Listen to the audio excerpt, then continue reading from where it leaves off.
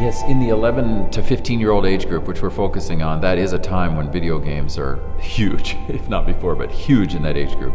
So we know a lot about it. We have a lot of science now we didn't have 20, 30 years ago.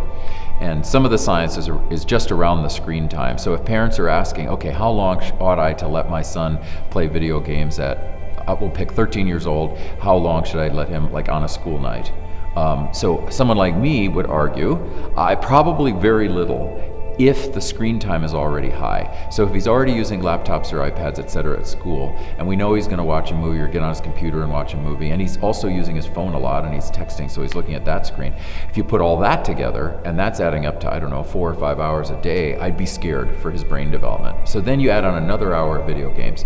So I just wanna contextualize video games into screen time, and maybe we'll have another question about that, because that in itself is getting really scary. For the video games themselves, they do, there are pros and cons. Obviously there are pros for spatial development, there are pros for kids who are ADD, sometimes it helps them. So there are a number of different groups that they can help. They're not an evil or anything like that. They're also very entertaining, etc. The cons are in screen time, and then the cons are when they suck these kids away from the other things the kids need to do. And one of the reasons they do that is that they're so stimulating to the brain, and they stimulate the spatial centers, the mechanical centers, the visual and the graphic centers. And those are dominant centers for males. And what we're really wanting males to do more of, if possible, is to have a balance between those centers and on the left, the verbal and the verbal emotive centers.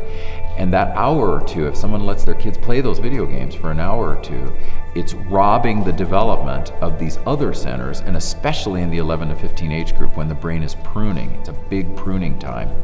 So third thing I would say is that, well, it's a lot. This has probably already become a long answer, but the third thing I would say is the video games fool the brain into thinking that they're living with purpose and with motivation and with reward and with achievement.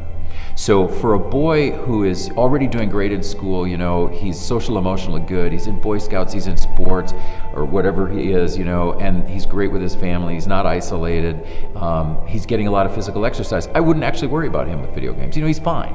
But for that boy who's showing any difficulty in social, emotional, physical, he's getting obese or something, not moving around 2 hours a day, which he ought to be doing, and he's having achievement issues, he's not doing well in school, that's the guy I would especially worry about, because the video games have worked on his dopamine receptors and convinced his brain that he's achieving a lot, but he's not. And these are the 3 areas we need him to achieve in, so he has purpose and motivation and a self.